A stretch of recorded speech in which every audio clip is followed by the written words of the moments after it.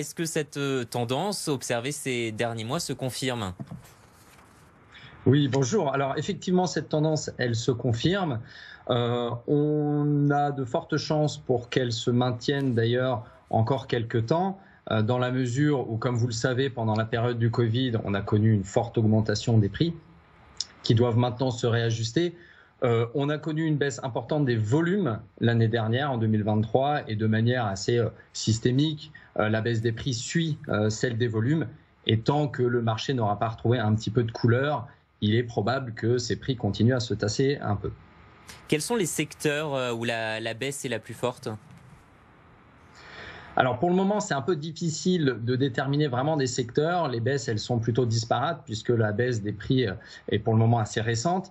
Si on veut essayer de trouver un peu une sorte de point commun, on a un secteur, un croissant, je dirais, centre et nord-nord-est de Caen qui subit un peu plus de baisse. Alors on va être sur le centre ancien qui lui était monté très fort et dont les prix sont vraiment élevés et qui sont forcément les premiers à diminuer.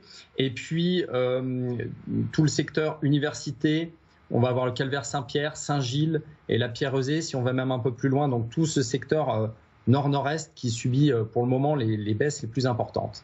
Et puis, à noter aussi une baisse importante dans le quartier de la Haie-Vignée, mais qui lui est plus conjoncturelle, puisque ces baisses-là sont liées aux appartements anciens qui subissent une forte concurrence des programmes neufs.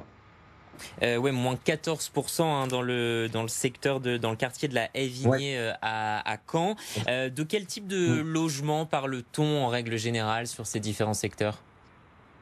Alors, les baisses, elles se ressentent surtout à Caen dans les appartements anciens.